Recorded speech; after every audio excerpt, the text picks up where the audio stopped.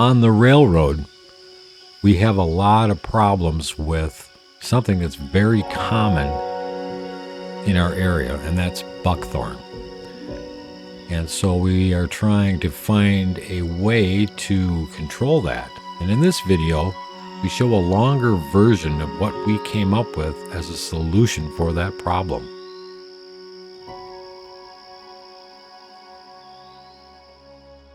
I'm Judith, my friend Joe and Sierra. We're looking to put some goats out here for Dave to clear out buckthorn and unwanted weeds along his scenic railway. So this is going to take us down, hopefully, where we can fence into some fresh water. We check the goats 2 or 3 times a day. We do portable electric woven fence. It's plastic with some wire in it with a solar system so that it's electric. We just have to make sure we'll have a spot where the sun will hit our panel to charge it correctly, and we have spare batteries and that type of thing to make sure we don't run out. Our goal is to keep the goats in and any predators such as bear, bobcat, coyote, stray dogs out of the pasture while we're doing that. So as you can see, there's a lot of undergrowth here. A lot of it is buckthorn or other what we consider weedy undergrowth that we would like to clear out to allow the trees to be more healthy. Most of people are familiar with buckthorn, which has some thorns plus the little tiny berries. An interesting fact about using goats to clear out buckthorn is that when they eat the berries are rendered sterile in the goat's gut, and when it passes out, those seeds are no longer viable to grow.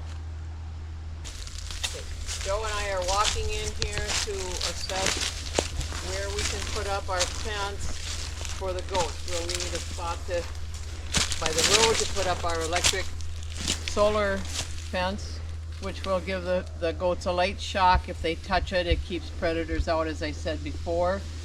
So Joe is looking at the amount of buckthorn that the goats are going to be able to handle and talk a little bit about that. So we're looking at how much forage there is, how long they'll be able to be in here, and what they can do. A tree this size, they'll come in and they'll actually come down and bend it over and eat not only the bark but the tip of the top of the tree there too. In this area there is a lot of smaller stuff that they'll be able to take out, and they'll strip the bark. Once the bark has been stripped, the next year the tree's dead. So that is a way to clear out this buckthorn. It dies from the roots and it won't come back up. However, when you start looking at in here, there are some big trees. Once they get to be about this big around, the goats won't eat the bark, and those will have to be removed mechanically. Goats do not like trees. They won't eat the bark of, like this is an elm tree. They won't eat oaks, and they won't eat large cherry trees. So those nice trees will stay here and keep this a nice wooded area. But they will remove all of this nice green stuff all the way to a nice browse line. The goats that we have are large, full-size goats, so they can reach up to about 8 feet. So there'll be a nice green line that you'll see after this is all done. Hi again. This is Judith. My young friend Opal and I are putting up a new fencing area. We bought some new fence. Instead of the white fence, we decided to go with the yellow and green. It doesn't show up quite as well, which is nice if you're trying to blend into the area. Here you can see there's a lot of weeds and grass where we're starting to put it together. We're putting together the different sections before we connect the electric. So the goats will be pretty excited about getting into a new spot.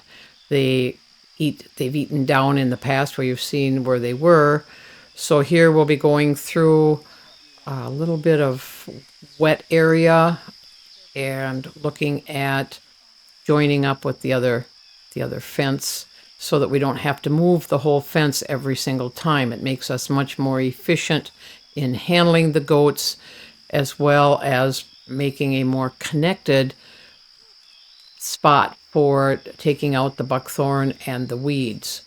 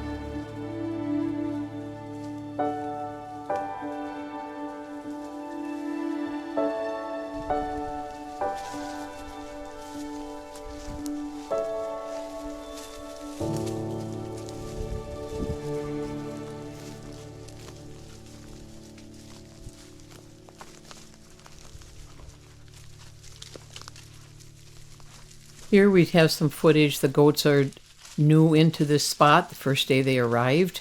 As you can see, they're really having a good time exploring. We have a couple in our group that likes to climb the trees.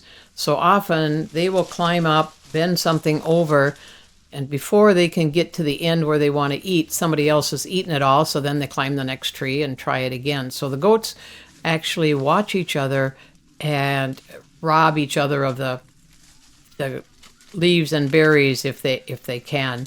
They really enjoy just exploring initially. As you can see, they are happy. The goats, we have the ones with ears and the ones without ears. The ones with ears are a beat goat called a Kiko. They originate from New Zealand, and they are bred to pretty much do everything on their own. They breed on their own, they feed on their own. In New Zealand, they just take them out when they sell them to market. They come off the hills. The La Manchas are a dairy goat. It's actually the only American dairy goat. It was developed in the western part of the United States, and they do have ears, but they don't have any floppy, so it's like these little nubs. And the nubs were developed so that they wouldn't get frostbite in the winter. So here in Wisconsin, it's perfect because when it gets cold, they've got these wattles. They're like little skin tags that are on their neck. They just tuck their chins in and they stay nice and warm. Whereas the eared goats have to like wrap their heads around, and with those horns, it's a little difficult to do.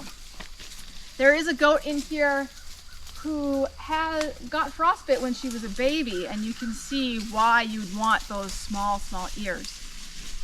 Both breeds are highly intelligent, and they like to eat brush. One of the catches with doing any type of buckthorn removal is a goat will only eat what it's taught to eat by its mom. And so if the goat that you have hasn't ever been exposed to buckthorn or any type of brush, you're going to get a goat that's going to stand at the fence line and ask for grain. But these guys have been out with their moms and their mothers before them, all munching away. Here we are just observing the goats happily munching. Goats eat almost 24/7. They have a fast digestive system. Partly it's having the goats at a property You can go out and watch them. It's pretty relaxing. Other people who've rented our goats said they were working for home and they had to pay attention because it was way too much fun to just go out and watch the goats eat.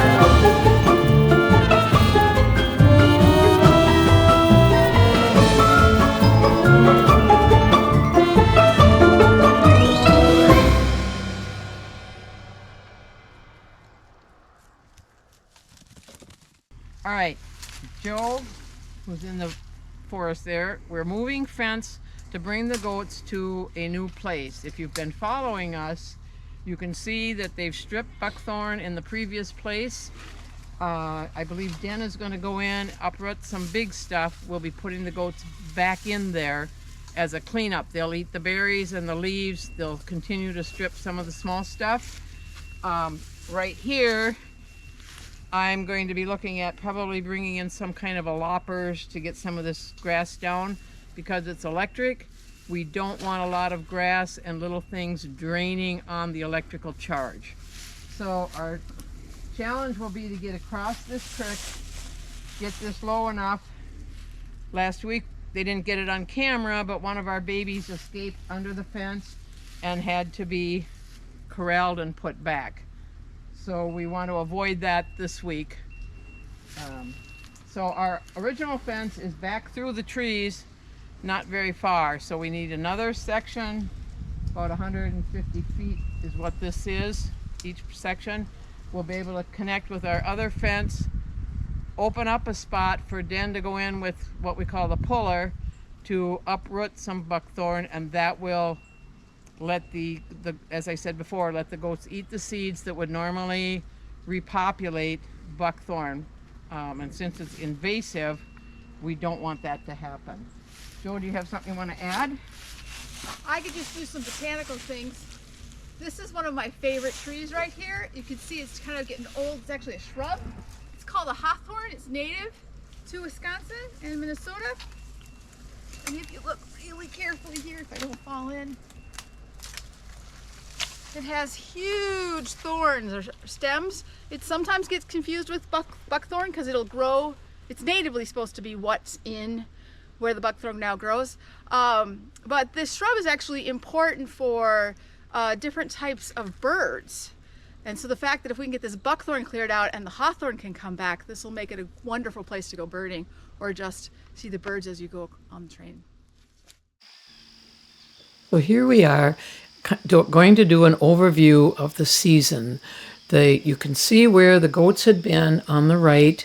We can now see quite a bit through there so that if the group wants to go and remove some of the bigger buckthorn mechanically, they'll be able to see where they're going and get at all of that.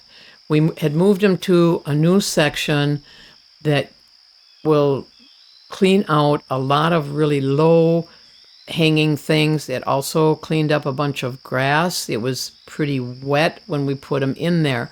Our goal is that it will dry up some. In the spring, the grasses will come back. Most of the buckthorn will not. As you could see, it was late in the season when we took them out. And we're looking to see how we might want to use the goats again in another season with low growing buckthorn, perhaps in another area that will keep it from getting big enough to do seeds and keep being invasive. If we can catch it before it matures, then the trees, the oaks and the other maples, those kinds of trees will have a much better chance of surviving and becoming gorgeous.